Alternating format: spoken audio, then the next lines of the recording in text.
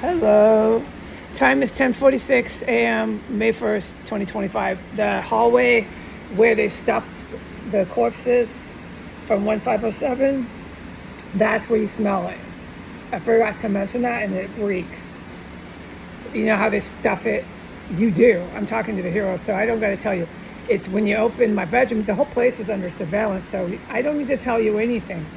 When you open my bedroom door and you stand at the base of the stairs of the second floor going down, looking directly to the front door is where you smell it. Okay, yeah, you know that. Okay, so I'm anticipating they're U.S. military, they're U.S. reservists. They're going to come as FBI, DHS, some sort of terrorist, federal law enforcement officers. They have no identification. None of that. They're intentionally not producing that. So the whole thing is therefore forfeited, vetoed. All these words that I'm trying to remember, that's not legal, but we know what I'm saying is fake. It's illegal. I don't remember legal terms that apply to police procedure. I can't remember words. Let's get on with it here. So they can't come and question anybody, okay? But they're going to do that. And the whole reason is to go on live film. I am to flip up the camera like I did before. When Brian came with the Mexican drug cartel man, you know how I flipped the camera up on purpose and I got them both to say, "Don't film us," and they were standing outside my bedroom door? I was supposed to capture both of them, photo, video, evidence, whatever it took, standing outside my bedroom door. It's because that's where chemical explosive weapons are always at. I've been reporting this, and the heroes don't need me to tell them how long. It's been forever. That's where the dead bodies are at. And that's where I had then went and immediately was being hit with chemical weapons gas. It's a hot area for combat. They were both standing in it. Okay, and then they said, don't film us. Then it also jumped over to the JAGs, to the legal, because they're telling me not to film them when they're standing in a fucking battlefield, approaching me. That's called aggressive. That's called hostile. That's called ambush. Especially when the chemical weapons started being used.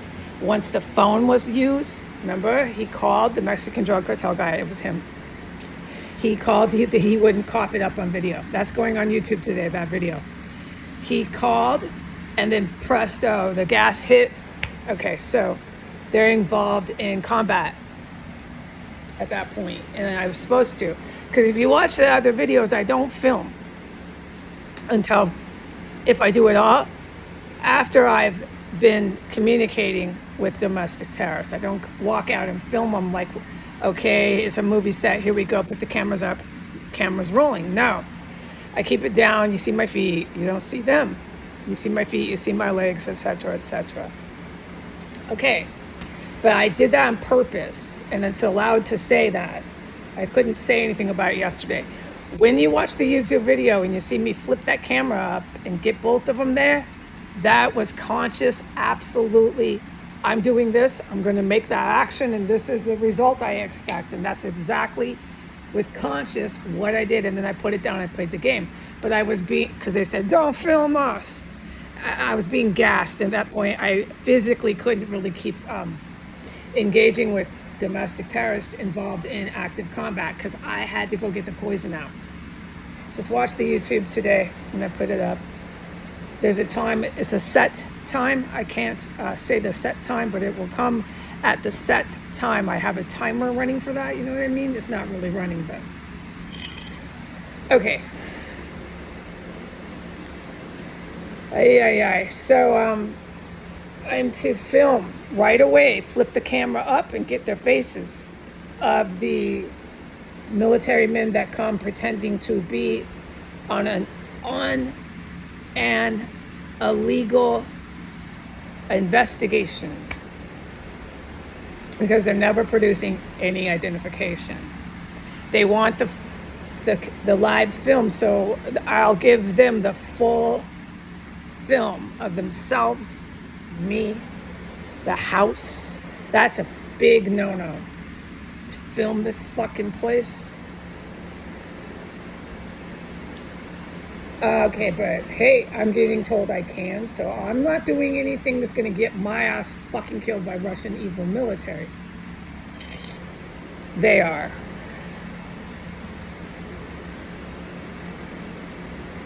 Okay,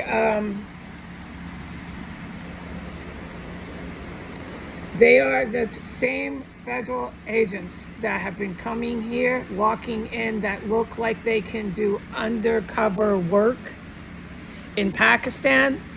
They're Middle Eastern, very, very, very big, like undercover. You go right in and no one would ever detect you. They're coming back. Of course, they'll be wearing so much perfume that it stays in my house for up to 3 hours afterwards.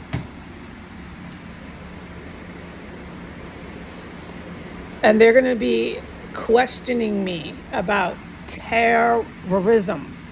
They're going to be alleging that I am a neo-Nazi extremist, terrorist. And I plan to say this to them. Here's my skit, my rehearsed, pre-planned verses, my words, my screenplay is this. I can't wait to say this to them on camera. I want to get their faces. He says I can film them the whole time to get their faces. But see, I'm saying it now, so it won't be as surprising.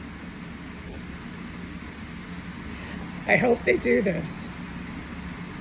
I'm going to say something on these lines, okay? I haven't quite got the exact skit and script written. I'm going to say, oh, I'm not an extremist, violent militia terrorist, but both of my family members are. And I'm going to go off. Oh, my dad's this, and oh, my mom and my aunt and my grandpa and my grandma. Oh my God, I'll tell them all about that. To a certain degree, I'll keep feeding them and see what they say. I'm not a white extremist terrorist. Why are you saying that? Who told you that? Let me tell you more about my family. Did you know my stepdad was on a no-fly list? Did you know I fell for that shit? I believed them. They said it was a mistake. He's not my stepdad. I'll tell them this. I don't like calling him my stepdad. I don't like calling these people my family. It gets me upset because that's not the right term for them. Let's see what they have to say about that, because these people fucking know about my relatives. I'll tell them everything. I'll tell them, you know, my white extremist family who's involved with guns on the father's side. Also, I'll tell them everything. I haven't said everything on the YouTube, right? About the biological father side.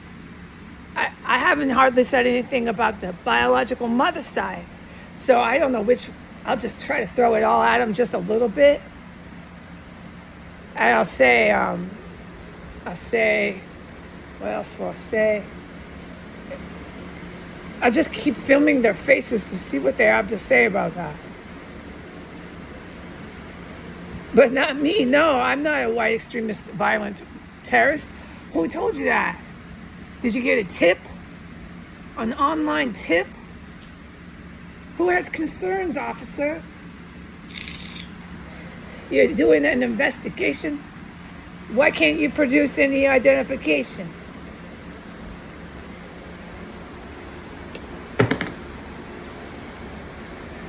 This will be fun. I hope they do this. And they look like they're from Pakistan, right? I know the ones that come in here. And there's white and Pakistani ones that come in here.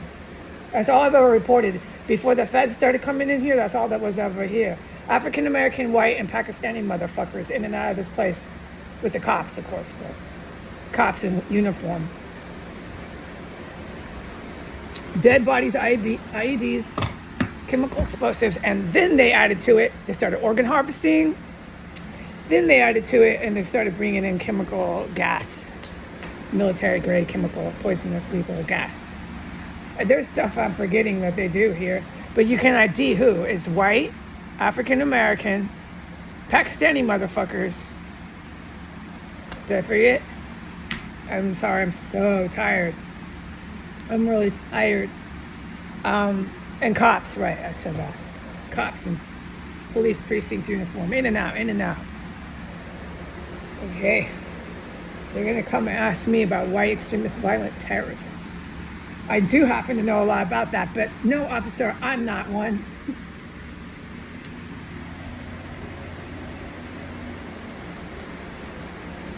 Then I'll tell him this. Did you know my dad's black? And then I'll tell him this. No, he's not really black, but but I was convinced of it.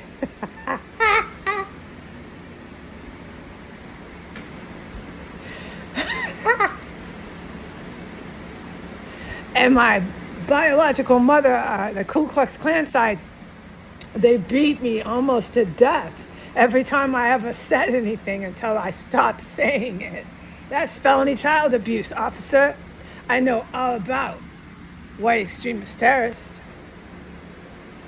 Who told you this? Did you get a tip? Well, they walk away, they'll walk away. Empty-handed, no big bust. You can't arrest someone if you don't produce an identification, officer. You look like you're from Pakistan. Are you doing undercover work? Shouldn't you be white coming here? Since you're doing investigations on white extremist terrorists, I shouldn't like you. I should not even be talking to you. I know so much about these people. Officer, they wouldn't even talk to you just because your face is brown. You know that, officer? And you're still saying I'm one? Okay. No, they can get really bad. It can get just so horrid. The intolerance that the fucking white nationalists, oh Lord have mercy. Yeah, it's actually sad that happened on the planet. It's actually sad that there are people that hate other people that much. I know. There's black people and brown people that do the same thing. They are that racist towards other races. You have brown people who do not like anybody else but themselves. And they are really they're that racist. They are flat out intolerant, racist. And you have black people who do the same thing. So it's not just a one-way street, but I happen to have, unfortunately, legal relatives.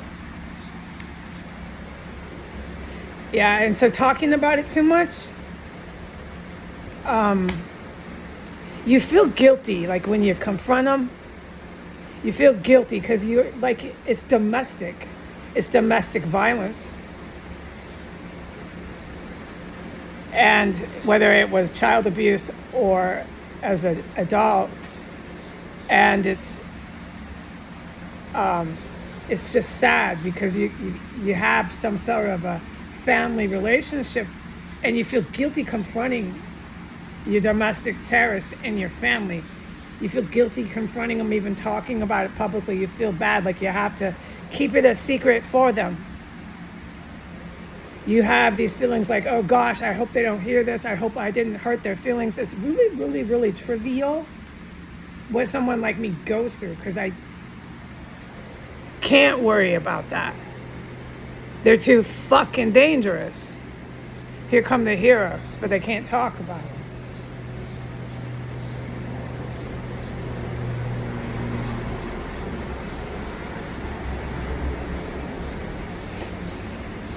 Those Pakistani federal agents should be arriving at my front door any minute. That might have stopped them.